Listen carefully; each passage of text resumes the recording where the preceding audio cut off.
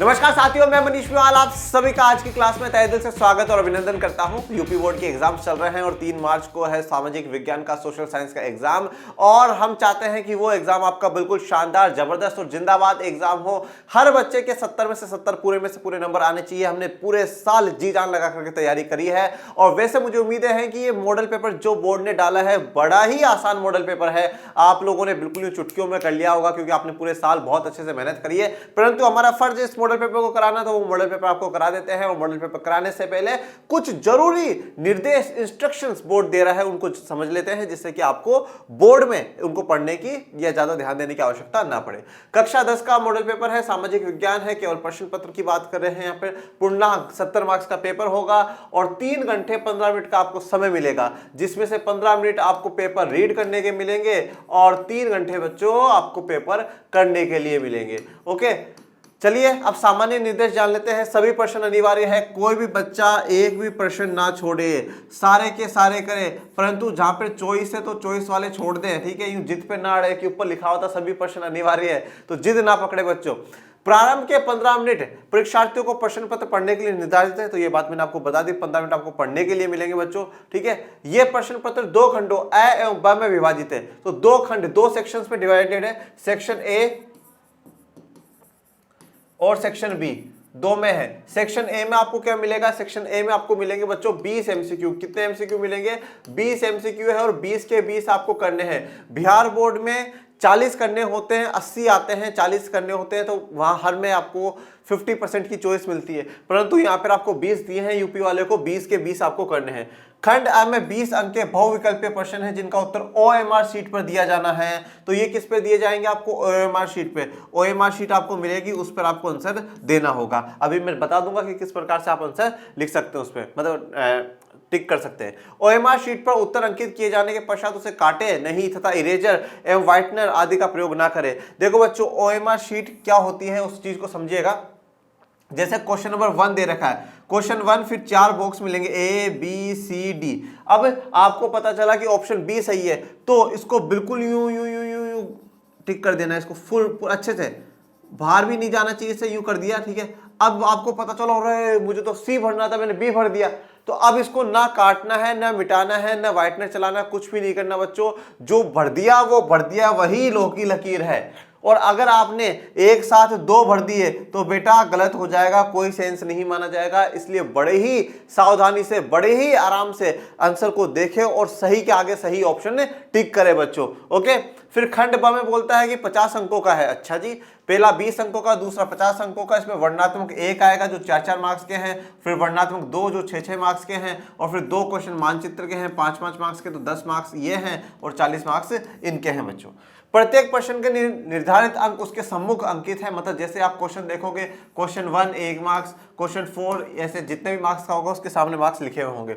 दिए गए मानचित्र को उत्तर पुस्तिका में मजबूती के साथ संलग्न करना आवश्यक है, तो आपको वहां पर मानचित्र मिलेगा, मैप मिलेगा, मैप को फिल करें। मैप के ऊपर भी आप अपना नाम, अपना रोल नंबर जरूर लिख दें, रोल नंबर जरूर मेंशन कर दे, जिससे कि क्या हो, और मेंशन करके अच्छे से उसको स्टिक करें, या आपको धागा दे तो धागे से अच्छे से उसको बांधे, या स्टेपलर से अच्छे स्टेप कर करके फिर उसको सबमिट करो। रोल नंबर जरूर लिख दे, क्योंकि अगर इनकेस वो खुल जाता है तो वो टीचर को मिल जाएगा। दृष्टिबाधित परीक्षार्थियों के लिए मानचित्र कार्य के स्थान पर अलग से प्रश्न लिखने के लिए दिए गए हैं, जो दृष्टिबाधित हों, ठीक है, उनके लिए हैं ये। चलिए अब आगे बढ़ते हैं, आ जाते हैं पेपर पे। खंड अ 20 अंक, ओके, बहुविकल्पीय प्रश्न, ओके। और जो भी बच्चे ये सोच रहे हैं कि नहीं नहीं सीधा इंस्ट्रक्शंस को छोड़ करके हम यहां से देख लेते हैं, तो बच्चों मैं उनको बता देता हूं कि कुछ बातें इंपॉर्टेंट अपन ने जैसे डिस्कस करी, तो वो भी ध्यान में दे, पहले शुरुआत से देखें इसको। चलिए क्वेश्चन नंबर 1 में चर्चा करते हैं। निम्न में से कौन 1815 की वियना संधि से संबंधित है? तो 1815 की वियना संधि वियना में हुई, ठीक है। अब ये किससे संबंधित है? बिस्मार्क से नहीं, नेपोलियन से नहीं, ड्यूक मेटरनिख या जूसेप मैथ से नहीं। देखो मेन मुद्दा जिसके कारण बुलाई गई वो तो नेपोलियन था, पर वियना संधि मेनली जो रोल था वो किसका था? ड्यूक मेटरनिख का था, क्योंकि ऑस्ट्रिया ने मेजबानी करी थी और मेजबानी में वहां का चांसलर था ड्यूक मेटरनिख। तो सही आंसर हमारा क्या होगा? ड्यूक मेटरनिख होगा बच्चों। क्वेश्चन नंबर 2 की तरफ बढ़ते हैं। सत्ता की साझेदारी के बेल्जियम मॉडल का मुख्य महत्व क्या है? तो सत्ता की साझेदारी का बेल्जियम मॉडल का मुख्य महत्व, मोस्ट जो इंपोर्टेंस है उसकी, वो क्या है बच्चों? बहुत ही आसान सवाल है। मैंने जब इस मॉडल पेपर को देखा तो मुझे बहुत खुशी हुई बच्चों। सभी जातीय समूह से उनकी आबादी के अनुसार शक्ति साझा करेगी। तो वहां पर जितनी भी जातीय समूह थी, कौन कौन सी थी बच्चों? डच, फ्रेंच और जर्मन। क्या उनको उनकी आबादी के अनुसार दिया गया कि भाई ये 40% है, ये 58% है, ये 52% है, 50% है, तो आबादी के हिसाब से उनको मिला है? नहीं, बिल्कुल गलत बात। आबादी का हिस्सा ही बात ही नहीं करी। सभी जाति समूहों से उनकी आबादी के अनुसार शक्ति साझा नहीं करेगी, ये बात ठीक है कि आबादी के अनुसार नहीं करेगी, पर अधूरा बात है। संप्रदायों को समान प्रतिनिधित्व दिया गया, वेरी इंपॉर्टेंट, समान इक्वल रिप्रेजेंटेशन दिया गया है बच्चों। क्या दिया गया है? इक्वल रिप्रेजेंटेशन दिया गया है, ठीक है। जैसे कि अगर ये बात कह रहा है कि आबादी के अनुसार, तो फिर जो बेल्जियम की कैपिटल थी ब्रुसेल्स, वहां पे 80% फ्रेंच थे, तो उनका दबदबा ज्यादा होता, परंतु वहां पर भी 50-50 करा गया बच्चों, समान बराबर प्रतिनिधित्व दिया गया है। तो option number C correct answer होगा हमारा। क्वेश्चन नंबर 3 की तरफ मूव करते हैं। 1928 से 1934 के बीच भारत में गेहूं की कीमत 50% तक क्यों गिर गई? अब बड़ी बार बच्चे ये कहते हैं कि सर बहुत बड़ी बड़ी चीजें होती हैं इतिहास में, सामाजिक विज्ञान में, पता नहीं, समझ में नहीं आता क्वेश्चंस कहां से आते हैं। डायरेक्ट एनसीईआरटी में बीच में से ये लाइन उठाई गई डायरेक्ट। अब जो बच्चा, मैं बार बार कहता हूं कि आप एक भी चैप्टर पढ़ रहे हो अच्छे से पढ़ो, बड़ी शिद्दत से पढ़ो, ठीक है, एक एक लाइन को अच्छे से समझो, जिससे कि आपको हर चीज क्लियर हो। तो अब 50% गेहूं की कीमतें क्यों गिरी? बाढ़ के कारण? नहीं, ना। सूखे के कारण? ना। सही आंसर है महामंदी के कारण। तो 1929 से लेकर के 33 तक का जो दौर रहता है वो महामंदी का रहता है बच्चों, ठीक है। चलिए next question number 4, Bretton Woods नामक संस्था निम्नलिखित में से कहां स्थित है? अमेरिका, यूरोप, अफ्रीका, इनमें से कोई नहीं। तो सही आंसर होगा बच्चों अमेरिका। कहां पर स्थित है? अमेरिका में। क्वेश्चन नंबर 5, निम्नलिखित में से कौन सा लक्षण संघीय सरकार से संबंधित नहीं है? कठोर संविधान, शक्तियों का केंद्रीयकरण, संघ एवं राज्यों के मध्य शक्तियों का विभाजन या सर्वोच्च न्यायालय। देखो अब कठोर संविधान की अगर मैं बात करूं, कठोर संविधान का मतलब यह होता है जिस संविधान में संशोधन करना, बदलाव करना कठिन होता हो, मुश्किल होता हो, ऐसे संविधानों को कठोर संविधान कहा जाता है। और इसके जो दूसरे होते हैं वो लचीले संविधान होते हैं जिनमें संशोधन करना आसान होता है। अमेरिका का संविधान कठोर संविधान है, पर वो क्या है? संघीय शासन है, तो मतलब ये तो गुण है संघीय शासन का। संघ एवं राज्यों के मध्य शक्तियों का विभाजन, ये तो इंपॉर्टेंट बात है, ये तो अपन लोगों ने पढ़ी थी, ठीक है। मैंने अच्छे से याद करो, जब लेक्चर 1 डिस्कस करा था तो उसमें बाबा साहब अंबेडकर की बात करते हुए कहा था, उन्होंने कहा था कि शक्तियों का विभाजन मुख्य बात है जो कि हमने संविधान में डाली है।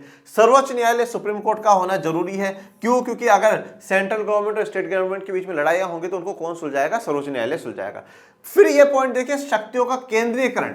केंद्रीयकरण का मतलब होता है एक जगह सारी की सारी पावर होना ना, गलत बात। पावर का बट जाना ही संघवाद है, ठीक है। इसीलिए आप याद करो कि हमने जब केंद्र और राज्य के बाद सत्ता का भारत में विकेंद्रीकरण और चर्चा करी, मतलब और भी पावर को नीचे के लेवल तक ले जाना, तो संघीय सरकार से कौन सा संबंधित नहीं है बच्चों? शक्तियों का केंद्रीयकरण। कभी भी संघवाद में शक्तियों का केंद्रीकरण नहीं होता। क्वेश्चन नंबर 6, निम्नलिखित में से सामाजिक विभाजन का कारण क्या है? धर्म, भाषा, अच्छा ये स है, स में फिर अ और ब दोनों, और उपरोक्त में से कोई नहीं, तो धर्म और भाषा दोनों सही है, सही है। यदि हम लैंगिक विभाजन की बात करते हैं तो उसका अर्थ होता है, देखो लैंगिक विभाजन मतलब लिंग के आधार पर अगर विभाजन की बात करते हैं तो उसका अर्थ क्या है? समाज में स्त्री और पुरुष की असमान भूमिका, बिल्कुल सही है, आंसर सही है, पर आगे एक बार पढ़ लेते हैं और कुछ भी ऐसा पॉइंट दे रखा। स्त्री और पुरुष के बीच मध्य जीव भिन्नता, बिल्कुल गलत बात, बिल्कुल गलत। सीधा किताब में लाइन लिखी हुई है, उस बात के आधार पर बात कर रहे हैं अपन। बालक और बालिकाओं की संख्या में असमानता, बालक और बालिकाओं की संख्या में जो असमानता है, ठीक है ना, उसको लिंग अनुपात या सेक्स रेशियो कहा जाता है। उपरोक्त में से कोई नहीं, तो भैया देखो ब स द नहीं है, हमारा जो सही आंसर होगा बच्चों वो कौन सा होगा? सही आंसर हमारा होगा ए वाला। तो इसलिए ए पर क्या कर देना है? हमें टिक कर देना है, समाज में स्त्री और पुरुष की असमान भूमिका। क्वेश्चन नंबर 8 की बात करता हूं, राष्ट्रवाद का उदय सर्वप्रथम किस देश से हुआ? तो राष्ट्रवाद का उदय सबसे पहले कौन से देश से हुआ? सही आंसर होगा बच्चों बी, फ्रांस, ठीक है ना। फ्रांस में जब 1789 में क्रांति होती है तो वहीं से माना जाता है कि राष्ट्रवाद की शुरुआत हुई है। ड्यूक मेटरनिक ने हमारी सामाजिक व्यवस्थाओं का सबसे खतरनाक दुश्मन किसको माना? रूसो को, विक्टर इमैनुअल को, काल्विन को या जुसेप्पे मैत्सनी को? तो ड्यूक मेटरनिक ने कहा था कि यह हमारी सामाजिक व्यवस्थाओं का सबसे खतरनाक दुश्मन है।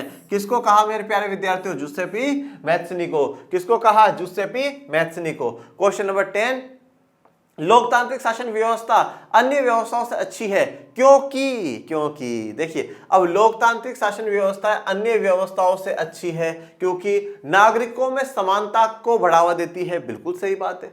डायरेक्ट टॉपिक पढ़ा अपन ने, ठीक है। समानता को बढ़ावा देना व्यक्ति की गरिमा को बढ़ाती है, बिल्कुल सही बात है।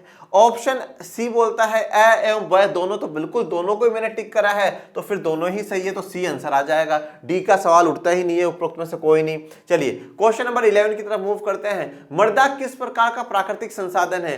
नवीनीकरण योग्य, अनवीकरण योग्य, जैव संसाधन और संभावित संसाधन। तो नवीकरण योग्य है, परंतु बनने में इसको काफी समय लगता है। निम्नलिखित में से पंजाब में भूमि संकुचन के मुख्य कारण क्या है? भूमि का खराब होना, भूमि निम्नीकरण होना का मुख्य कारण क्या है? गहन खेती, अधिक सिंचाई, वनोन्मूलन, अति पशुचारण। तो देखिए पंजाब में क्या है? अधिक सिंचाई इसका कारण है। भारत के किस राज्य की शिशु मृत्यु दर निम्नतम है? मतलब सबसे कम, 1 साल से कम की उम्र के बच्चे कहां मरते हैं? तो सही आंसर है केरल बच्चों। केरल, बिहार, पंजाब, हरियाणा, तो सही आंसर है केरल। क्वेश्चन नंबर 14, सार्वजनिक एवं निजी क्षेत्र को किस आधार पर वर्गीकृत किया जाता है? रोजगार की परिस्थितियां, आर्थिक क्रिया की प्रक्रिया, उद्यम का स्वामित्व, या किसी उद्यम में काम कर रहे श्रमिकों की संख्या। देखिए रोजगार की परिस्थितियों के आधार पर तो कौन सा होता है बच्चों? जल्दी से बताइए कमेंट बॉक्स में। रोजगार की परिस्थितियों के आधार पर कौन कौन से होते हैं? संगठित और असंगठित मेरे प्यारे विद्यार्थियों। उसके बाद बोला आर्थिक क्रिया की प्रकृति पे, तो आर्थिक क्रिया की प्रकृति पे कौन कौन से होते हैं मेरे प्यारे विद्यार्थियों? प्राथमिक होगा, फिर द्वितीयक होगा और फिर तृतीयक होगा मेरे बच्चों। उद्यम का स्वामित्व सही है, उद्यम के आधार पर कि मालिक कौन है उस आधार पर सार्वजनिक और निजी क्षेत्र में बांटा गया है। और किसी उद्यम में काम कर रहे श्रमिकों की संख्या पे, तो श्रमिकों की संख्या के आधार पर तो ऐसा कोई विभाजन नहीं पड़ा अपन लोगों को। भूषण से क्या तात्पर्य है? भूमि का अनुपजाऊ हो जाना, भूमि का दलदली हो जाना, भूमि का उपजाऊ होना, भूमि का योजनाबद्ध उपयोग। तो सही आंसर है ए, अनुपजाऊ हो जाना, भूमि खराब हो जाती है। गोंडवाना कोयले का जमाव किस क्षेत्र में नहीं पाया जाता? तो हमने कोयले वाला जब पढ़ा था तो उसमें गोंडवाना और टर्शी क्षेत्र की बात करी थी। तो दामोदर घाटी में पाया जाएगा, सोन घाटी, महानदी घाटी, बस चंबल घाटी में नहीं पाया जाएगा। क्वेश्चन नंबर 17 बच्चों, भूमिहीन ग्रामीण मजदूरों के लिए सबसे अधिक उपयुक्त विकास का लक्ष्य कौन सा है? देखिए चैप्टर 1 इकोनॉमिक्स डेवलपमेंट में से पूछा है, ठीक है। अब जो भी बच्चा इसको देखेगा उसको लगेगा यार ये तो कोई भूमिहीन किसानों की बात कर रहा है, कृषि वाले चैप्टर में पहुंच गए दिखते हैं और समझ में आएगा नहीं। परंतु जिस बच्चे ने चैप्टर्स को बहुत अच्छे से ध्यान से देखा उसको आ जाएगा। भूमिहीन ग्रामीण मजदूरों के लिए सबसे, भूमिहीन ग्रामीण मजदूर, उनके पास जमीनें नहीं है। अब जमीनें नहीं है मतलब वो क्या कर रहे हैं? मजदूरी कर रहे हैं भाई। खुद की जमीन नहीं मतलब दूसरों की जमीनों पर जाकर के वो मजदूरी कर रहे हैं। तो उनके लिए विकास का लक्ष्य सबसे इंपॉर्टेंट क्या है? उपज का ज्यादा समर्थन मूल्य। अब उसको कोई मतलब नहीं है वो जो उगा रहा है वो कितने में बिके कितने में नहीं, क्योंकि वो तो नौकर है ना, वो तो नौकर है, तो उसको इससे कोई मतलब है। अपने बच्चों को विदेश में बसा सके ये तो बहुत दूर की बात है। अधिक मजदूरी, वेरी इंपॉर्टेंट, अधिक मजदूरी। भैया ये जो भूमिहीन ग्रामीण मजदूर है ये क्या है? ये कर्मचारी है, मजदूर है। और कर्मचारी मजदूर हमेशा क्या चाहता है? अधिक मजदूर चाहता है, अधिक वेतन चाहता है। क्वेश्चन नंबर 18 बच्चों, निम्नलिखित में से कौन सा व्यापार अवरोधकों का लक्षण नहीं है? तो इनमें से कौन सा व्यापार अवरोधकों का लक्षण नहीं है बच्चों? ध्यान से पढ़िएगा। सरकार विदेशी व्यापार को नियमित करने के लिए व्यापार अवरोधों का प्रयोग कर सकती है, बिल्कुल नियमित करने के लिए कर सकती है। आयात शुल्क लगा सकती है, कोटा लगा सकती है। सही जवाब। देखिए पर चारों ऑप्शन हमेशा पढ़ने हैं, एक पे नहीं टिका रहना। सरकार यह निर्णय ले सकती है कि देश में किस प्रकार की वस्तुएं कितनी मात्रा में आयातित होनी चाहिए, बिल्कुल ले सकती है। तो ये कोटा वाली बात आ गई। विश्व व्यापार संगठन व्यापार अवरोधकों को बढ़ावा देता है? विश्व व्यापार संगठन व्यापार अवरोधकों को बढ़ावा देता है? गलत बात, बिल्कुल गलत बात। अधिकतर देश व्यापार अवरोधकों का प्रयोग अपने घरेलू उद्योग की सुरक्षा के लिए करते हैं, बिल्कुल सही बात। अब देखो, अब आप बोलोगे सर 3-3 सही है, तो आंसर कौन सा सही है? बच्चों क्वेश्चन को बड़े ध्यान से पढ़ना। क्वेश्चन कह रहा है कि लक्षण नहीं है, लक्षण नहीं है, तो ये जो 3 है ये तो व्यापार अवरोधकों के रिगार्डिंग सही है। तो जो गलत है वही सही है, और गलत हमारा ऑप्शन सी है बच्चों। तो 18वें का आंसर सी होगा। विश्व व्यापार संगठन व्यापार अवरोधकों को बढ़ावा नहीं देता है, वो तो रोक लगाता है व्यापार अवरोधकों पर। चलिए क्वेश्चन नंबर 19 की तरफ मूव करते हैं। 18 तक उम्मीद करता हूं सबके 18 में से 18 आए होंगे। निम्नलिखित में से कौन सा परंपरागत ऊर्जा का स्रोत नहीं है? कोयला, भूतापीय ऊर्जा, ए एवं व दोनों, या उपरोक्त में से कोई नहीं? तो वेरी इजी, भूतापीय ऊर्जा। वैश्वीकरण का बहुराष्ट्रीय कंपनियों के निवेश पर क्या प्रभाव पड़ा है? देखिए अब वैश्वीकरण का बहुराष्ट्रीय कंपनियों के निवेश पर क्या प्रभाव पड़ा है? बहुराष्ट्रीय कंपनियों के निवेश में वृद्धि हुई है, सही बात है। बहुराष्ट्रीय कंपनियों द्वारा भारत के विदेशी व्यापार के अधिकांश भाग पर नियंत्रण है। बहुराष्ट्रीय कंपनियों के आगमन से लोगों की आर्थिक स्थिति सुदृढ़ हुई है, द उपरोक्त सभी। अब जब जब कभी डी आता है, उपरोक्त सभी आते हैं, तो बच्चे सोचते हैं डी वाला ही सही होगा। क्वेश्चन को बड़े ध्यान से पढ़ें। बहुराष्ट्रीय कंपनियों के निवेश पर क्या प्रभाव पड़ा है? बहुराष्ट्रीय कंपनियों ने जो निवेश करा है उसके पर पूछ रहा है। भारत में क्या प्रभाव पड़ा, भारत के लोगों पर या जिस भी देश में निवेश हो रहा है उसकी जनता पे क्या प्रभाव पड़ा, ये नहीं पूछ रहा है। वो पूछ रहा है बहुराष्ट्रीय कंपनी जो निवेश करी उस पर क्या प्रभाव पड़ा। तो वो उनका निवेश तो बढ़ गया ना भैया। वैश्वीकरण है, भारत ने जब से अपनी अर्थव्यवस्था को खोला उनकी तो वृद्धि हुई है, फायदा ही हुआ है बहुराष्ट्रीय कंपनियों को। तो यहां तक हमारा जो खंड आया था वो पूरा कंप्लीट। 20 एमसीक्यू थे, 20 के 20 करने थे और 20 के 20 मैंने आपको करा दिए हैं। अब हम बढ़ते हैं क्वेश्चंस की तरफ। चलिए अब पहला क्वेश्चन देखते हैं। प्रथम विश्व युद्ध के पश्चात होने वाली महामंदी के कारणों की समीक्षा करिए। तो अब आप सभी को पता है कि 1929 में महामंदी आ गई थी। अब उसके क्या क्या कारण थे उनकी समीक्षा करनी है। सबसे पहला एक थोड़ा परिचय हमेशा देना है क्योंकि 4-4 मार्क्स के क्वेश्चन है बच्चों ये, ठीक है। आर्थिक महामंदी की शुरुआत 1929 से हुई और यह संकट 30 के दशक के मध्य तक चलता है, 33-34 तक ये संकट चलता है। इस दौरान दुनिया के ज्यादातर हिस्सों के उत्पादन, रोजगार, आय और व्यापार में भयानक गिरावट दर्ज हुई। तो उत्पादन भी गिर गया, रोजगार भी कम हो गया, आय भी कम हो गई और व्यापार में भी भयानक गिरावट हुई है। अब इस महामंदी के क्या कारण थे? कई कारण थे। और अब ये जो कारण है या तो आप यूं एरो बना करके बना दीजिएगा, नहीं तो यूं हेडिंग डाल के 3 पॉइंट डाल दीजिएगा। कृषि क्षेत्र में अति उत्पादन, अमेरिका से कर्ज लेकर अपनी निवेशी संबंधी जरूरतों को पूरा करना और अमेरिकी अर्थव्यवस्था में महामंदी का प्रभाव। अब एक एक को डिस्कस करते हैं। कृषि क्षेत्र में अति उत्पादन, कृषि उत्पादों की कीमतें गिरी और किसानों की आय घटने लगी। तो आमदनी बढ़ाने के लिए किसान उत्पादन बढ़ाने का प्रयास करने लगे ताकि कम कीमत पर ही सही लेकिन ज्यादा माल पैदा करके वे अपना आय स्तर बनाए रख सके। खरीदारों के अभाव में कृषि उपज पड़ी पड़ी सड़ने लगी। तो देखो बच्चों डायरेक्ट ये क्वेश्चन जो है अपन ने इसको डिस्कस करा हुआ है, जब लेक्चर्स पढ़े थे तब कराया था। देखिए अब कृषि क्षेत्र में जब ज्यादा उत्पादन हो गया, ठीक है, लोग खरीद नहीं रहे थे, तो किसानों ने ये सोचा कि हमारा मिनिमम इतना तो हमें इनकम मिलती रहनी चाहिए, इसलिए उन्होंने रेट तो सस्ती कर दी पर उत्पादन ज्यादा बढ़ा दिया। तो वही बात यहां पर लिखी हुई है। अमेरिका से कर्ज लेकर अपनी निवेश संबंधी जरूरतों को पूरा करना। 1920 के दशक के मध्य में बहुत सारे देशों ने अमेरिका से कर्ज लेकर अपनी निवेश संबंधी जरूरतों को पूरा करा। तो 1920 के दशक के अगर हम मध्य में देखते हैं तो अमेरिका से कर्जा लेकर के सारे देश अपनी निवेश जरूरतों को संबंधी जरूरतों को पूरा कर रहे थे, क्योंकि 1914 से 1918 तक प्रथम विश्व युद्ध चलता है। हर देश की कमर टूट जाती है, उनको पैसों की आवश्यकता होती है और पैसा देने के लिए सबसे बड़ा जो कर्जदाता होता है वो समय अमेरिका होता है। 1928 के पहले 6 माह तक विदेशों में अमेरिका का कर्जा $1 अरब था। साल भर के भीतर यह कर्जा घटकर केवल चौथाई रह गया। मतलब पहले जहां पर $1 अरब था 1928 में, 1929 आते आते बच्चों 1/4 हो गया। मतलब पहले अगर 100 रुपए दे रखे थे कर्जे में तो अब सिर्फ और सिर्फ 25 रुपए दे रखे, मतलब 75 रुपए खींच लिए। क्यों? क्योंकि अमेरिका को यह विश्वास हो गया था कि कुछ हालात गड़बड़ होने वाले हैं, इसलिए पहले पहले पैसा खींच लिया जाए। यूरोप में कई बैंक धाराशायी हो गए और ब्रिटिश पाउंड भी नहीं बच पाया। अमेरिकी अर्थव्यवस्था पर महामंदी का क्या प्रभाव हुआ? कीमतों में कमी और मंदी की आशंका को देखते हुए अमेरिकी बैंकों ने घरेलू कर्जा देना बंद कर दिया। तो घर के अंदर कर्जा देना बंद कर दिया। जो कर्जे दिए जा चुके थे उनकी वसूली तेज कर दी। तो जिनको पैसा दे रखा था उनको बोला लाओ लाओ जल्दी पैसा दे दो हमें। किसान उपज नहीं बेच पा रहे थे, वो अपनी फसलों को नहीं बेच पा रहे थे। परिवार तबाह हो गए और कारोबार बिल्कुल ठप पड़ गए। आमदनियों में लोगों की गिरावट आनी लगी। अमेरिका को बहुत सारे परिवार कर्ज चुकाने में नाकामयाब हुए, जिसके चलते उनके मकान, कार और सारी जरूरी चीजें जो है कुर्क कर ली गई। ठीक है, अब लोग जब पैसा नहीं चुका पाए बैंकों का, तो बैंकों ने क्या करा कि उनके मकानों को, उनकी कार को, उनकी जरूरी चीजों को कुर्क कर लिया। कुर्क करने का मतलब होता है अपने पास जब्त कर लिया, उनसे छीन लिया गया। अब ये अथवा में ही क्वेश्चन है। देखो बच्चों, आपको कोई भी एक क्वेश्चन करना है, दोनों जो भी अथवा में दो में से कोई भी एक क्वेश्चन करना है। पहला वाला करना चाहे तो पहला वाला कर दीजिएगा, ये वाला करना चाहते हैं तो ये वाला कर दीजिए, आपकी चॉइस है। मैं आपको दोनों का थोड़ा सा ओवरव्यू दूंगा, हर क्वेश्चन में दोनों का ओवरव्यू दूंगा, पर आपकी इच्छा हो जो कर देना। मेरी माने तो जो अभी फर्स्ट क्वेश्चन करा है वो कर लीजिएगा इन दोनों में से। इसमें क्या पूछा है? 1928 से 34 के मध्य होने वाली महामंदी का भारतीय अर्थव्यवस्था पर पड़ने वाले प्रभावों की समीक्षा करें। अब भारतीय अर्थव्यवस्था पर क्या प्रभाव पड़ा, तो हमने सीधा सीधा टॉपिक पढ़ा था भारत और महामंदी, ठीक है ना। तो उसमें से लिखना है, महामंदी ने भारतीय व्यापार को भी फौरन प्रभावित कर दिया, जल्दी से प्रभावित करा। जब अंतरराष्ट्रीय बाजारों में कीमतें गिरने लगी तो यहां भी कीमतें नीचे आ गई। 1928 से 34 के बीच भारत में गेहूं की कीमत 50% गिर गई। सरकार ने लगान वसूली में छूट देने से साफ इनकार कर दिया।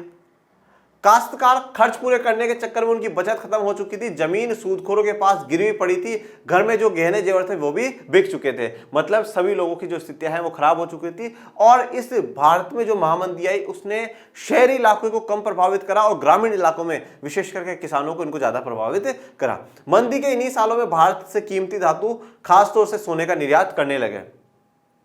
इस निर्यात में ब्रिटेन की आर्थिक दशा सुधारने में तो निश्चय ही मदद करी, लेकिन भारतीय किसानों को कोई भी लाभ नहीं हुआ। 1931 में मंदी अपने चरम पर थी और ग्रामीण भारत असंतोष व उथल पुथल के दौरान गुजर रहा था। और इसी समय भारत में क्या चल जाएगा, सविनय अवज्ञा आंदोलन चल रहा था। उसी समय महात्मा गांधी ने सविनय अवज्ञा आंदोलन, सिविल नाफरमानी आंदोलन शुरू किया। यह मंदी शहरी भारत के लिए इतनी दुखदायी नहीं रही। ओके, चलिए अब क्वेश्चन नंबर 2, सत्ता की साझेदारी लोकतंत्र की आत्मा है। इस कथन की विवेचना करिए। 4 मार्क्स का है। देखिए 4 मार्क्स का है, पर आपके क्वेश्चंस के आंसर्स बहुत छोटे छोटे हैं, जो ज्यादा बड़े आंसर्स नहीं होंगे। सत्ता की साझेदारी वास्तव में लोकतंत्र की आत्मा है। कैसे? लोकतंत्र का अर्थ होता है जनता की व्यवस्था। ये मैंने आपको शुरुआत से पढ़ाया कि लोकतंत्र होता है जनता की व्यवस्था, और जनता की व्यवस्था का मतलब है समाज के, समुदाय के सबसे अंतिम पायदान पर खड़ा हुआ व्यक्ति भी जनता में काउंट होता है। इसके तहत सभी लोगों को सत्ता में भागीदारी हो, और यही सही मायने में लोकतंत्र। तो सबकी इन्वॉल्वमेंट होना चाहिए, और वही क्या है, सच्चा लोकतंत्र है। लोकतंत्र का मतलब ही होता है कि जो लोग इस शासन व्यवस्था के अंतर्गत है उनके बीच सत्ता को बांटा जाए और ये लोग इस ढर्रे में रह जाए। तो सत्ता को बांटा जाए, पावर को बांटा जाए। लोकतंत्र का अर्थ सही मायने में यह है कि पावर को बांटा जाए। एक व्यक्ति के पास, एक इंसान के पास पावर रहती है तो वो लोकतंत्र नहीं है। फिर चाहे उस व्यक्ति के लिए क्या है, चुनाव करा करके उसको जिताओ, कैसा भी करो, परंतु फिर वो क्या है, लोकतंत्र नहीं है। जितने भी समुदाय शासन व्यवस्था में रहते हैं सबको सत्ता मिलनी चाहिए। वैध सरकार वही है जिसमें अपनी भागीदारी के माध्यम से सभी समूहशासन व्यवस्था से जुड़ते हैं। तो वैध सरकार, अब ये सरकार कैसे बनी? ये सरकार बनी चुनाव जीत करके, ठीक है। और उस सरकार में भी सभी जो शासन वर्ग है, सभी जो वर्ग हैं, उनकी भागीदारी होनी चाहिए। वही वैध सरकार कहलाएगी जो सभी वर्गों को लेकर के साथ चलती है। अब देखिए, अब पॉइंट भाई ये वाला क्वेश्चन और अब इस वाले क्वेश्चन में चॉइस है। ओके, जाति में राजनीति, हम राजनीति में जाति की भूमिका की विवेचना करिए। डायरेक्ट क्वेश्चन पूछा है, पहले जाति के अंदर जो राजनीति है उनको डिस्कस कर लीजिए। राजनीति भी जातियों को राजनीति के अखाड़े में लाकर जाति व्यवस्था और जातिगत पहचान को प्रभावित करती है। हर जाति खुद को बड़ा बनाना चाहती है। पहले वह अपने समूह की जिन उपजातियों को छोटा या नीचा बताकर अपने से बाहर रखना चाहती थी, अब उन्हें अपने साथ लाने की कोशिश करती है। चूंकि एक जाति अपने दम पर सत्ता पर कब्जा नहीं कर सकती, इसलिए वह ज्यादा राजनीतिक ताकत पाने के लिए दूसरी जातियों या समुदायों को साथ लेने की कोशिश करती है, और इस तरह उनके बीच संवाद और मोलतोल होता है। राजनीति में नई किस्म की जातीय गोलबंदी चल रही है, अगड़ा और पिछड़ा। जातिगत राजनीति ने दलित और पिछड़ी जातियों के लोगों के लिए सत्ता तक पहुंचने तथा निर्णय प्रक्रिया को बेहतर ढंग से प्रभावित करने की स्थिति भी पैदा की है। चलिए फिर बात करते हैं राजनीति में जाति। राजनीति में जाति अनेक रूप ले सकती है बच्चों। जब पार्टियां चुनाव के लिए उम्मीदवारों के नाम तय करती है तो चुनाव क्षेत्र के मतदाताओं की जातियों का हिसाब ध्यान में रखती है, ताकि उन्हें चुनाव जीतने के लिए जरूरी वोट मिल जाए। तो जब जब भी पार्टी अपना कैंडिडेट खड़ी करती है तो उस एरिया में पहले कास्ट का वो देखती है कि कौन से कितने कास्ट के लोग हैं, फिर उसी हिसाब से अपना कैंडिडेट खड़ा करती है। जब सरकार का गठन किया जाता है तो राजनीतिक दल इस बात का ध्यान रखते हैं कि उसमें विभिन्न जातियों और कबीलों को लोगों को उचित जगह मिले। मतलब जब भी सरकार बनती है तो उसमें सभी जाति के सभी वर्गों के लोगों को जगह दी जाती है, चाहे एक एक मंत्री क्यों ना बनाए, पर बनाएंगे हर वर्ग का। राजनीतिक पार्टियां और उम्मीदवार समर्थन हासिल करने के लिए जातिगत भावनाओं को उकसाते हैं। कुछ दलों को कुछ जातियों के मददगार और प्रतिनिधित्व के रूप में देखा जाता है। अब राजनीतिक पार्टियां और कुछ जो नेता होते हैं वो जाति के नाम पे, इनके नाम पे उकसाते हैं लोगों को, और कुछ पार्टियां विशेष करके कुछ जाति के प्रतिनिधित्व के रूप में कि भाई हम उनको सपोर्ट करने वाली पार्टियां हैं। सार्वभौम वयस्क मताधिकार और एक व्यक्ति एक वोट की व्यवस्था ने राजनीतिक दलों को विवश किया कि वे राजनीतिक समर्थन पाने और लोगों को गोलबंद करने के लिए सक्रिय हो। देखो, अब जब से सार्वभौम वयस्क मताधिकार आया, मतलब 18 साल से ऊपर के सभी व्यक्ति वोट दे सकते हैं, चाहे उनकी कोई सी जाति हो, कोई सा धर्म हो, कोई भी लिंग हो, ठीक है। और एक व्यक्ति एक वोट, मतलब कोई भी वोट दे एक ही काउंट होगा। तो इससे क्या हुआ है कि राजनीतिक दलों में को विवश हो चुके हैं कि वो सबको साथ लेकर के चले, ठीक है ना। जरूरी है क्योंकि उनको ज्यादा वोट चाहिए। इससे उन जातियों के लोगों में नई चेतना पैदा हुई जिन्हें अभी तक छोटा और नीच माना जाता था। तो जो लोगों को बिल्कुल कभी पूछा ही नहीं जाता था, ठीक है, अब उनका भी क्या है, जो नई चेतना है, नया थॉट है, वो स्टार्ट हुआ। अब नेताजी जाते हैं, उनसे बात करते हैं, उनसे वोट मांगते हैं। क्वेश्चन नंबर 3, आर्थिक विकास के लिए ऊर्जा एक आधारभूत आवश्यकता है। नो डाउट ऊर्जा की बहुत आवश्यकता है आर्थिक विकास के लिए। इस कथन के परिप्रेक्ष्य में ऊर्जा संरक्षण हेतु, देखिए क्या सवाल यहां से देखिएगा, ऊर्जा संरक्षण हेतु अपनाए जाने वाले उपायों पर अपना मत स्पष्ट करिए। आर्थिक विकास के लिए ऊर्जा एक आधारभूत आवश्यकता है, नो डाउट। राष्ट्रीय अर्थव्यवस्था के प्रत्येक सेक्टर, चाहे कृषि हो, चाहे उद्योग हो, चाहे परिवहन हो, चाहे वाणिज्य हो, चाहे घरेलू आवश्यकता, सबकी पूर्ति के लिए ऊर्जा के निवेश की आवश्यकता है। हमें हर जगह ऊर्जा चाहिए, चाहे कृषि में हो, चाहे उद्योग में हो, चाहे परिवहन में हो, प्राथमिक, द्वितीयक, तृतीयक, सभी क्षेत्रों में। इस पृष्ठभूमि में ऊर्जा के विकास के सतत पोषणीय मार्ग के विकसित करने की तुरंत आवश्यकता है। तो कौन सा मार्ग अपनाना चाहिए? सतत पोषणीय, जिसमें पर्यावरण भी खराब ना हो, आज की जरूरतें पूरी हो और भविष्य के जरूरतों को हम लोग ध्यान में रख सके। ऊर्जा संरक्षण की प्रोन्नति और नवीकरणीय ऊर्जा संसाधनों को बढ़ता प्रयोग सतत पोषणीय ऊर्जा के दो आधार है। देखिए, ऊर्जा संरक्षण की प्रोन्नति और नवीकरणीय ऊर्जा संसाधन, इनका बढ़ना प्रयोग क्या है? सतत पोषणीय ऊर्जा के दो आधार है। वर्तमान में भारत विश्व के अल्पतम ऊर्जा दक्ष देशों में से है, ठीक है, ये पॉइंट आप हाईलाइट कर दीजिएगा। हमें ऊर्जा के सीमित संसाधनों के न्याय संगत उपयोग के लिए सावधानी पूर्वक उपागम अपनाना चाहिए। तो सावधानी पूर्वक उपागम अपनाना चाहिए, ये आपका इसका आंसर हो जाएगा। फिर अब इसमें भी चॉइस दी गई है, परिवहन तथा संचार के साधन किसी भी देश की जीवन रेखा तथा अर्थव्यवस्था क्यों कहे जाते हैं? तर्क सहित उत्तर दीजिए। सबसे पहले तो आप यहाँ पे परिवहन बता दीजिए, परिवहन क्या होता है और संचार क्या होता है। तो अगर मैं लिखूं कि भाई परिवहन क्या होता है, तो मैं आपको थोड़ा सा हिंट दे देता हूं। फिर परिवहन क्या है? वस्तुओं, सेवाओं एवं लोगों या व्यक्तियों, जो भी लिखना चाहते हैं, लोगों को एक स्थान से दूसरे स्थान पर ले जाना क्या कहलाता है? परिवहन कहलाता है, ठीक है ना। तो यह आपने एक डेफिनेशन दे दी परिवहन की, ठीक है। परिवहन तीन प्रकार से किया जाता है, ठीक है। तो परिवहन के जो तीन कौन कौन से हैं बच्चों? स्थल परिवहन, उसके बाद स्थल का हो गया, जल का हो गया और वायु परिवहन। इसमें आप चाहे तो वो पूरा वाला पूरा जो चार्ट है वो बना सकते हैं। फिर स्थल में जो तीनों है, सड़क मार्ग, रेल मार्ग और एक कौन सा बच्चों? पाइपलाइन। फिर है जल में, तो जल में भी आप आंतरिक और समुद्री है वो बना सकते हैं, अंतर्राष्ट्रीय और घरेलू वायु का बना सकते हैं। ये पूरा परिवहन का आप बता सकते हैं। उसके अलावा दूसरा क्या बोला है? संचार। अब संचार में क्या लिखेंगे? संचार की आपको डेफिनेशन किताब में है, नो डाउट। संचार की आप लिख दीजिएगा कि अपने संदेश का आदान प्रदान या संदेश को पहुंचाना क्या कहलाता है?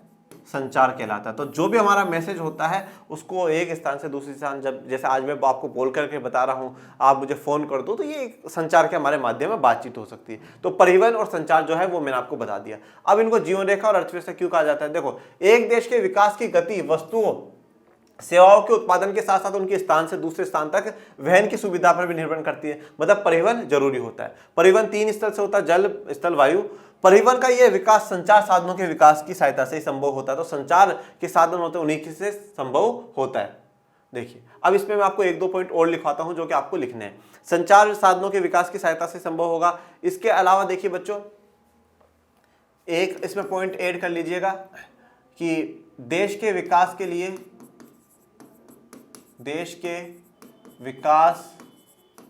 लिए बेहतर परिवहन आवश्यक है, बेहतर परिवहन आवश्यक है और परिवहन बिना बेहतर संचार व्यवस्थाओं के नहीं हो सकता। तो संचार व्यवस्थाएं अच्छी होंगी तभी हमारा परिवहन अच्छा होगा, क्योंकि अगर हमारी बातचीत ही नहीं होगी तो मैं कैसे एक जगह से दूसरी जगह सामान पहुंचाऊंगा, कैसे मैं एक जगह से दूसरी जगह जाऊंगा। तो संचार अच्छा होगा तो हमारा परिवहन भी अच्छा होगा। उसके साथ साथ युद्ध के समय में इनकी और भी इंपोर्टेंस बढ़ जाती है, ठीक है। युद्ध के समय में और भी महत्व बढ़ जाएगा। क्यों? क्योंकि भैया एक जगह से दूसरी जगह हथियारों को पहुंचाना, सामानों को पहुंचाना, ठीक है, जो हमारे जवान है उनको पहुंचाना, उस समय में भी इसकी काफी आवश्यकता होती है। दूसरा, वस्तुओं को दूसरे देशों में, या हम कह सकते हैं निर्यात करने के लिए निर्यात में भी योगदान होता है। ठीक है, ऐसे पॉइंट्स आप लिख दीजिएगा और उसके अलावा फिर आप आखिर में एक नोट डाल दीजिएगा, उपरोक्त सभी कारणों या उपरोक्त सभी बिंदुओं के कारण ही जो परिवहन है, संचार है, उसको राष्ट्रीय अर्थव्यवस्था की जीवन रेखा कहा जाता है। ओके बच्चों, चलिए फिर नेक्स्ट क्वेश्चन है, क्वेश्चन नंबर 4, बहुराष्ट्रीय कंपनी अपने उत्पाद की उत्पादन लागत कम बनाए रखने के लिए किस प्रकार का प्रबंधन करती है। आइए, उत्पादन लागत में कमी करने तथा अधिक लाभ कमाने के लिए बहुराष्ट्रीय कंपनियां क्या क्या करती है। बहुराष्ट्रीय कंपनियां उसी स्थान पर उत्पादन इकाई स्थापित करती है जो बाजार के नजदीक हो। तो क्या क्या काम होंगे, वहीं लगाएंगे ये कंपनी जो क्या हो, बाजार के नजदीक हो, मार्केट पास होना चाहिए, जहां कम लागत पे कम पैसों में उनको अच्छा कुशल और अकुशल श्रम दोनों मिल जाए, मतलब पढ़े लिखी लेबर भी मिल जाए और मेहनत मजदूरी करने वाली जो लेबर है वो भी मिल जाए, और उत्पादन के जो अन्य कारक हैं वो भी वहां पर उपलब्ध होने चाहिए। साथ ही बहुराष्ट्रीय कंपनियां सरकारी नीतियों पर भी नजर रखती है जो उनके हितों का देखभाल करती है। चलिए फिर है अच्छे बाजार के प्रमुख लक्षणों को संक्षेप में विवेचना करें। अब देखिए, ऐसे कोई टॉपिक्स आपकी किताब में भी नहीं है, ठीक है ना, एनसीईआरटी में बिल्कुल भी नहीं है अच्छा बाजार, ठीक है, ऐसी कोई बातें नहीं है। तो डायरेक्ट आप जो पहला वाला जो पॉइंट अभी ये करा क्वेश्चन वो आप कर सकते हैं अगर चॉइस में ऐसा आता है तो। पर फिर भी आंसर में आपको थोड़ा सा बेसिक बता देता हूं। अच्छे बाजार के प्रमुख लक्षणों की संक्षेप, सबसे पहले तो बाजार को बताओ कि एग्जैक्टली बाजार होता क्या है, मार्केट क्या होता है। तो बाजार के लिए आप लिखेंगे कि बाजार एक ऐसा स्थान है, बाजार एक ऐसा स्थान है जहां वस्तु एवं सेवाओं का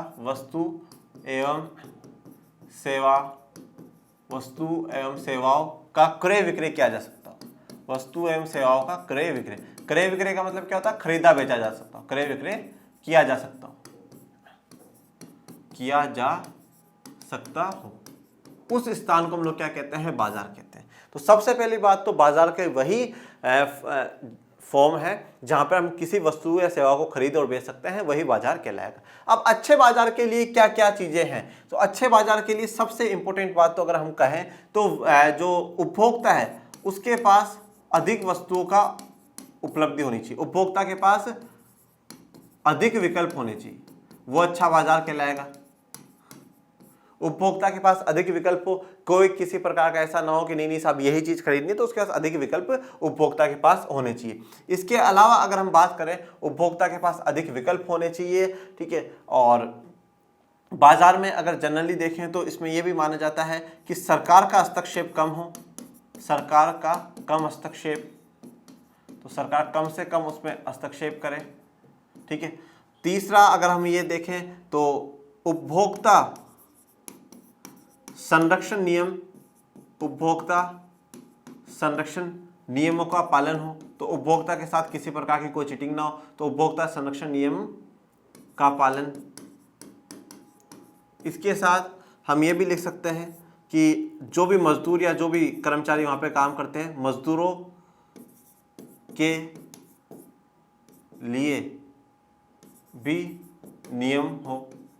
ये सब जो चीजें हैं ये एक अच्छे मार्केट के लिए हम कह सकते हैं कि एक ऐसा मार्केट होना चाहिए जहां पर उपभोक्ता का ज्यादा विकल्प हो, उपभोक्ता के संरक्षण नियमों का पालन हो, मजदूरों के लिए भी वहां पे नियम होने चाहिए। ऐसा नहीं कोई दुकानदार का जो मालिक है वो मजदूरों के साथ कुछ भी गलत कर रहा है, काफी देर तक काम करवा रहा है, ये बेसिक बात है। अगर ये दोनों question as to as exam में आते हैं तो आप पहले वाले के साथ जाइएगा, इसको मत करिएगा। ओके, चलिए अब बात करते हैं महात्मा गांधी द्वारा चलाए जाने वाले असहयोग आंदोलन के क्या कारण थे, इसे उन्होंने क्यों स्थगित कर दिया था। देखिए अब क्वेश्चन है 6 मार्क्स का, तो महात्मा गांधी द्वारा चलाए जाने वाले असहयोग आंदोलन के क्या क्या कारण थे। सबसे पहला, अभी मैं आपको एक बेसिक ओवरव्यू बता रहा हूं, फिर आप इसका आंसर फ्रेम कर लीजिएगा।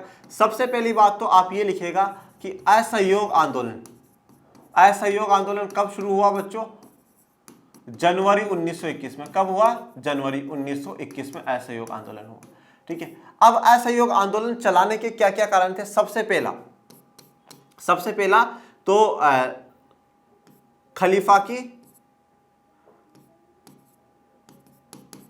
की शक्तियों को बचाना, ठीक है। तो इसीलिए तो असहयोग और खिलाफत आंदोलन एक साथ चला था, तो खलीफा की शक्तियों को बचाना। दूसरा रोलेट एक्ट जैसे जो रोलेट एक्ट के लिए वैसे रोलेट सत्याग्रह चल चुका था, परंतु फिर ऐसे एक्ट को दबाना और सरकार भविष्य में ऐसा ना करे, ऐसी बातों को ध्यान में रखना। ठीक है।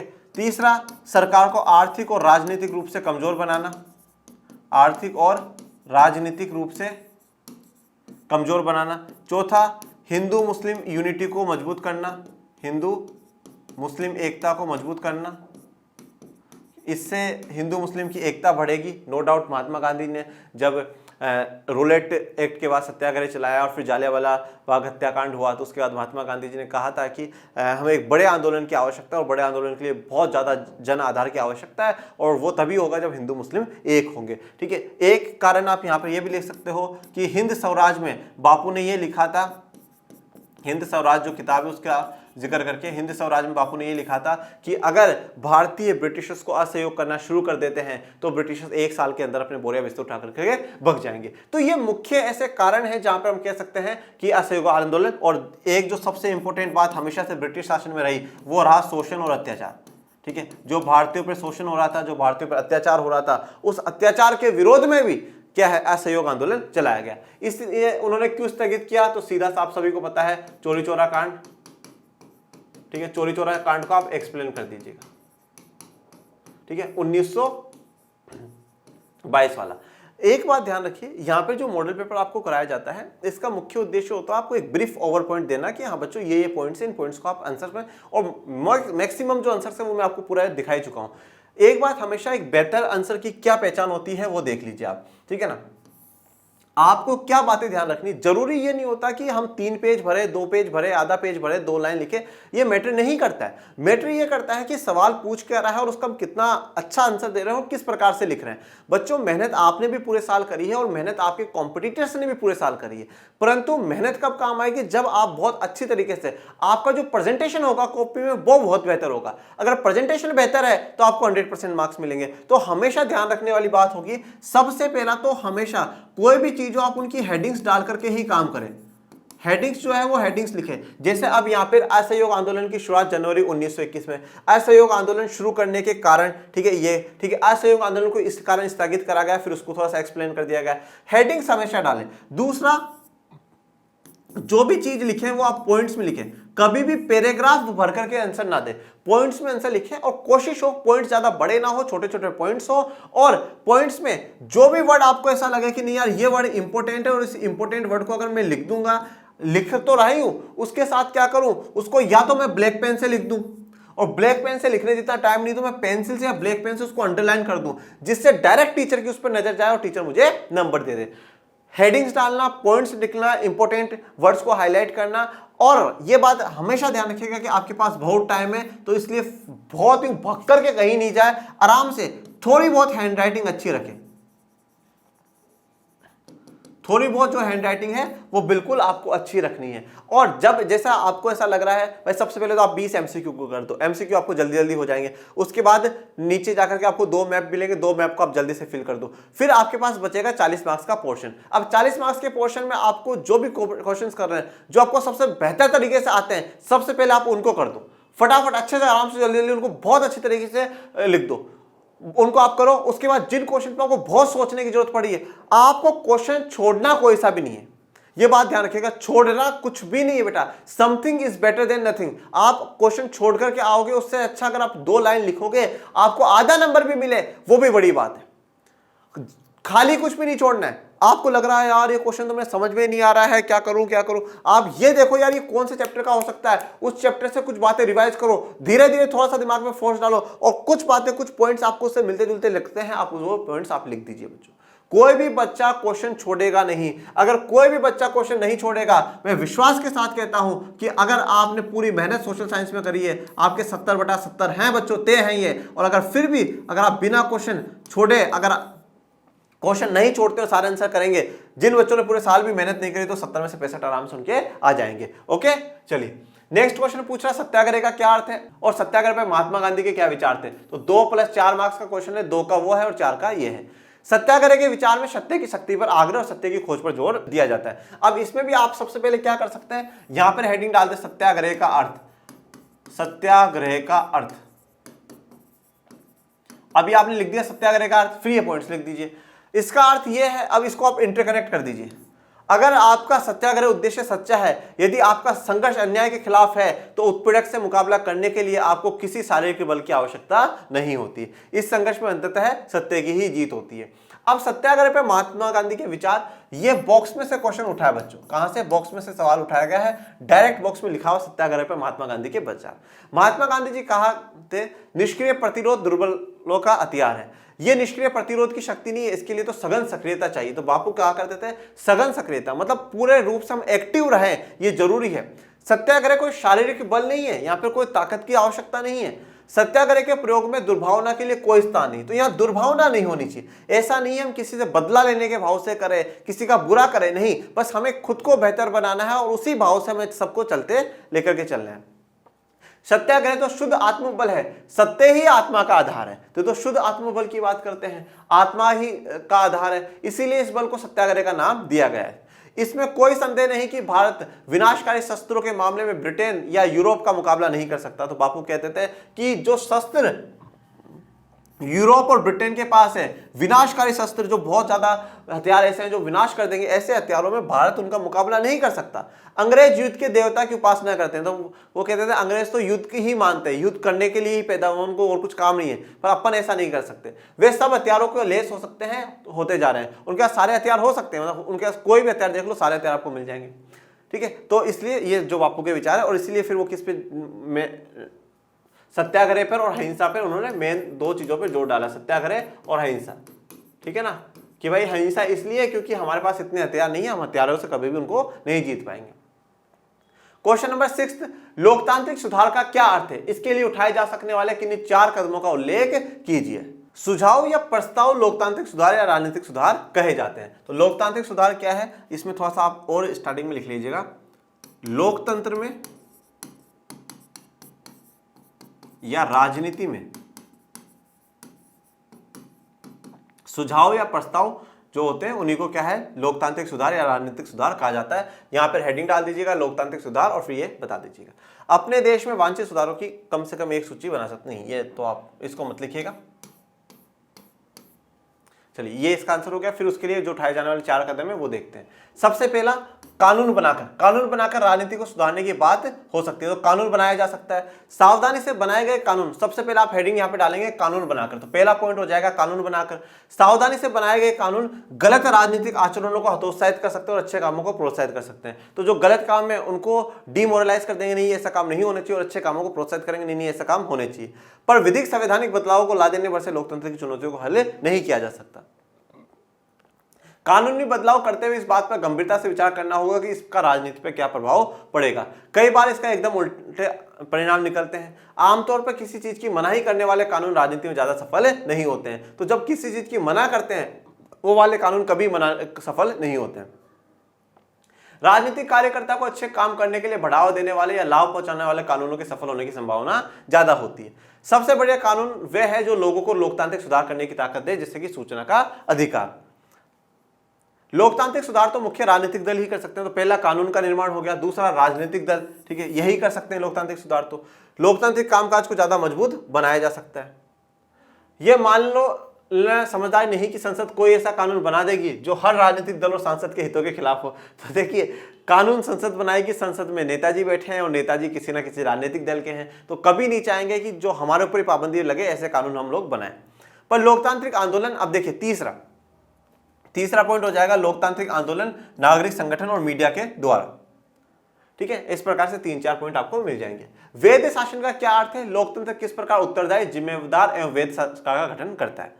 वैध शासन वही है जिसमें अपनी भागीदारी के माध्यम से सभी समूह शासन व्यवस्था से जुड़ते हैं, तो वही वैध शासन या वैध सरकार एक ही बात हो जाती है। तो जिसमें सभी जो समुदाय के लोग हैं वो उसमें शासन में जुड़ जाए, वही वैध शासन है।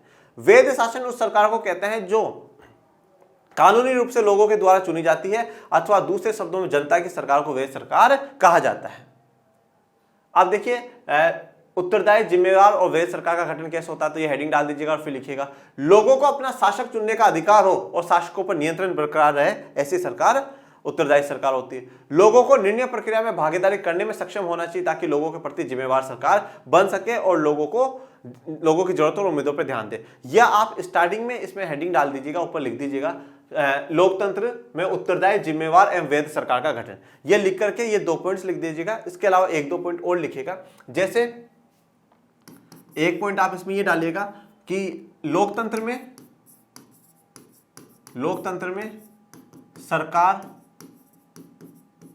सरकार जनता के प्रति जवाबदेही होती है, जनता के प्रति जवाबदेही होती है, तो वो जवाब देती है जनता को। ठीक है, जैसे हमने ये काम करा है तो ऐसा है, इस काम के पीछे ये है, इस प्रकार से। ठीक है, तो जवाबदेही होती है। इसके अलावा लोकतंत्र में हर 5 वर्ष में, या आप ऐसा भी लिख सकते हैं कि हर नियमित समय में, ठीक है, नियमित अंतराल पर चुनाव होते हैं। तो नियमित अंतराल पर चुनाव होंगे तो जनता के पास मौका होता है कि वो उनको हटा सकते हैं। इसलिए सरकारें पूर्ण रूप से रेस्पॉन्सिबल होकर के जनता के प्रति काम करती है। ओके, एक आप ये भी लिख सकते हैं कि देश में जो विधि विधान होता है, जो देश में कानून बने हुए होते हैं, उसी अनुसार सरकार काम करती है। तो इसलिए भी वो उत्तरदायी एक जो जिम्मेवार सरकार है वो होती है। चलिए फिर बात करते हैं वैश्वीकरण का क्या अर्थ है। वैश्वीकरण का कृषि पर पड़ने वाले प्रभावों का वर्णन कीजिए। विभिन्न देशों के बीच परस्पर संबंध और तीव्र एकीकरण की जो प्रक्रिया है उसी को हम वैश्वीकरण कहते हैं। अब वैश्वीकरण पर कृषि का क्या प्रभाव है। 1990 के बाद वैश्वीकरण के तहत भारतीय किसानों को कई नई चुनौतियों का सामना करना पड़ रहा है। चावल, कपास, रबड़, चाय, कॉफी, जूट और मसालों का मुख्य उत्पादक होने के बावजूद भारतीय कृषि विश्व के विकसित देशों से स्पर्धा करने में असमर्थ है, क्योंकि उन देशों में कृषि को अत्यधिक सहायकी दी जाती है। सहायकी का अर्थ होता है बच्चों सब्सिडी। ठीक है, सरकार आर्थिक रूप से मदद करती है दूसरे देशों में। आज भारतीय कृषि 2 राहें पर है। भारतीय कृषि को सक्षम भी बनाना, मतलब मजबूत भी बनाना और लाभदायक भी बनाना है, और दूसरी तरफ जो सीमांत और जो छोटे किसान हैं उनको भी आर्थिक लाभ देना है। अगर सरकार सीमांत और छोटे किसानों पे ज्यादा खर्चा करेगी तो फिर ज्यादा उत्पादन नहीं हो पा रहा, और ज्यादा उत्पादन करवाएगी तो छोटे और जो सीमांत किसान हैं वो और भी गरीब हो जाएंगे। मतलब हम कह सकते हैं ये आर्थिक विकास है और यहां पे सरकार को सामाजिक विकास सोचना है। तो दोनों को साथ में सरकार को लेकर के चलना है। और हमेशा से भारत की सरकारों का एक राह है कि economic progress with social justice,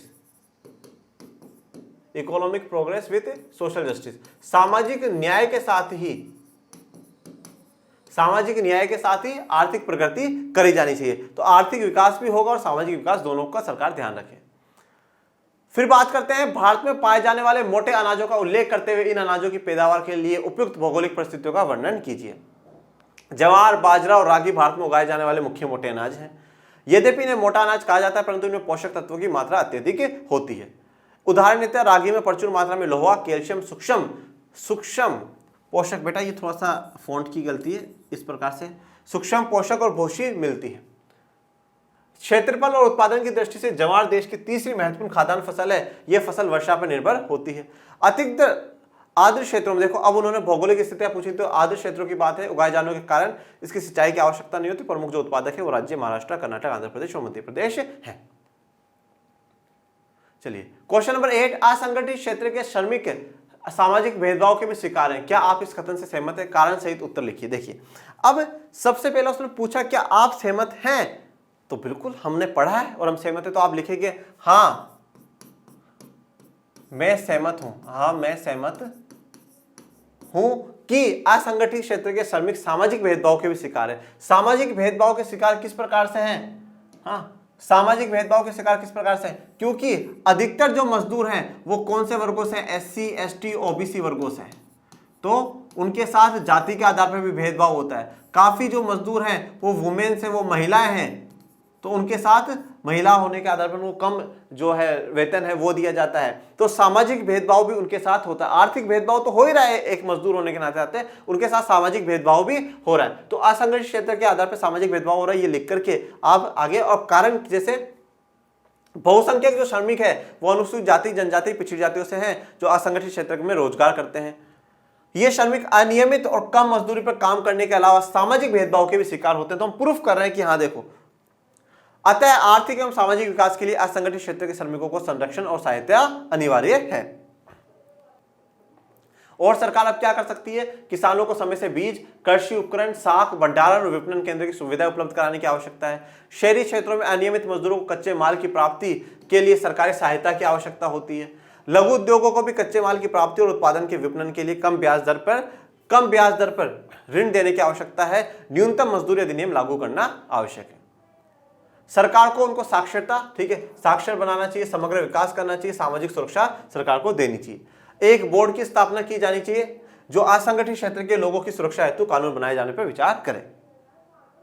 चलिए क्वेश्चन इसका चॉइस में, मानव विकास सूचकांक क्या है?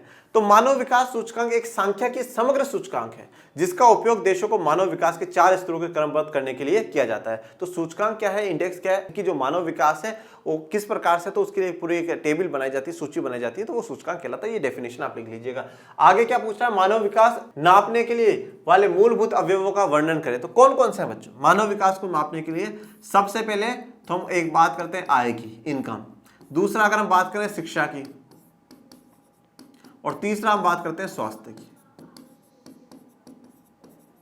तो बेहतर स्वास्थ्य मिलना चाहिए, अच्छी शिक्षा मिलनी चाहिए और कम से कम व्यक्ति की एक अच्छी आय होनी चाहिए। इन आधारों के आधार पर ही मानव विकास को मापा जाता है और फिर इंडेक्स दी जाती है। इसमें आप और पॉइंट्स लिखते हैं, इसमें यह भी लिख सकते हैं कि भारत की कौन सी रैंकिंग है, ठीक है, HDI के अनुसार, ठीक है, ह्यूमन डेवलपमेंट इंडेक्स में या मानव विकास सूचकांक में उनकी कौन सी रैंक है वो आप बता सकते हैं। और इनको थोड़ा थोड़ा एक्सप्लेन कर सकते हैं कि जिस प्रकार से आप कह सकते हैं यहाँ पे विश्व बैंक जो है वो सिर्फ और सिर्फ आय को आधार मानता है, परंतु सिर्फ और सिर्फ आय को आधार मानना सही नहीं है, परंतु जो UNDP है, UNDP शिक्षा और स्वास्थ्य को भी ध्यान में देता है। किसी भी देश के लिए, कहीं के लिए भी सबसे पहले ये जरूरी है कि वहाँ के लोगों के साथ कैसा व्यवहार हो रहा है, वो कैसे हैं। अगर लोगों को अच्छे स्वास्थ्य नहीं मिलेगा तो उनके लिए कोई काम की नहीं है शिक्षा, कोई काम का नहीं है उनका पैसा। अगर उनको स्वास्थ्य के साथ अच्छी शिक्षा नहीं मिलेगी तो वो कभी ज़्यादा अच्छा कमा नहीं सकते। इसलिए स्वास्थ्य और शिक्षा, मतलब मैं कह सकता हूँ कि अगर इस प्रकार से अपन एक त्रिभुज बनाते हैं तो ये 2 स्तंभ है, स्वास्थ्य और शिक्षा। अगर ये दोनों हमने बेहतर पाए हैं तो ऑटोमेटिकली आय हमारी बेहतर होगी, इनकम हमारी ऑटोमेटिकली अच्छी होगी। ये पॉइंट्स आप मेंशन कर दीजिएगा। चलिए इसके साथ जो क्वेश्चंस थे वो भी हो गए। अब मैप वाले क्वेश्चंस पे आ जाते हैं। निम्नलिखित स्थानों को भारत के रेखा मानचित्रों में डॉट, देखिए इस प्रकार के चिन्ह द्वारा आप नाम सही दर्शाए, सही नाम व सही अंकन हेतु निर्धारित है। पहला, वह स्थान जहां जालियांवाला बाग हत्याकांड हुआ। चलिए आ जाइए। तो देखिए वह स्थान जहां जालियांवाला बाग हत्याकांड हुआ, तो आपको इस प्रकार का एक पॉइंट सा बना देना है और उससे, जैसे मैंने तो यहाँ पे गोल गोल बना रखे हैं, तो यह वाली जो जगह है तो कहां पर हुआ था, अमृतसर में। तो कहां पर हुआ बच्चों, अमृतसर में।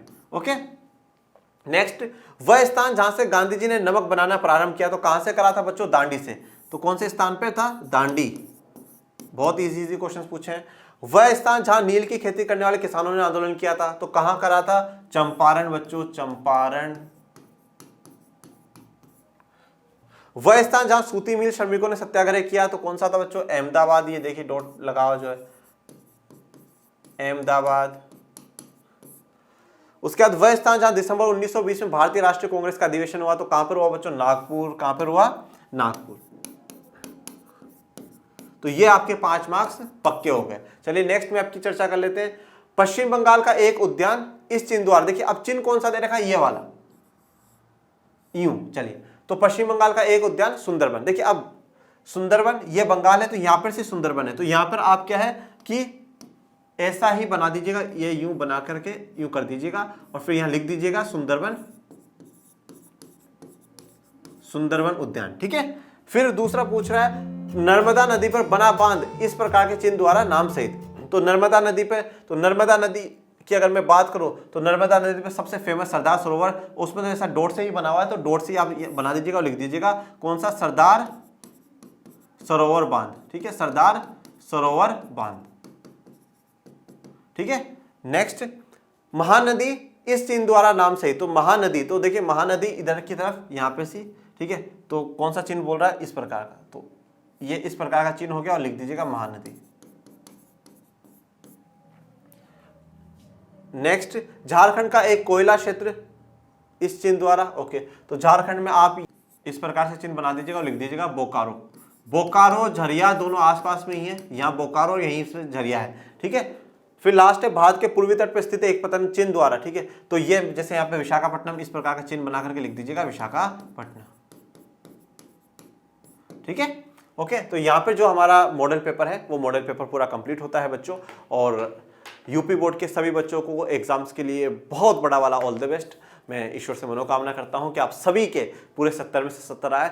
बहुत मेहनत आप लोगों ने करी है, बिल्कुल भी डीमोटिवेटेड ना हो, आपका सभी का पेपर अच्छा जाएगा। बस जो कुछ पॉइंट्स मैंने आज बताए हैं वो पॉइंट्स ध्यान रखिएगा और क्वेश्चन एक भी मत छोड़िएगा, क्वेश्चन एक भी नहीं छोड़ना। डिप्रेशन में बिल्कुल मत आना कि यार ये क्वेश्चन नहीं आ रहा, कोई बात नहीं आ रहा, सोचो, थोड़ा सा जोड़ देना, आंसर आपको मिल जाएगा। कुछ पॉइंट्स उस पर जरूर लिख करके आना बच्चों, और आप सभी को ऑल द बेस्ट। चलिए, thank you so much, okay, bye bye.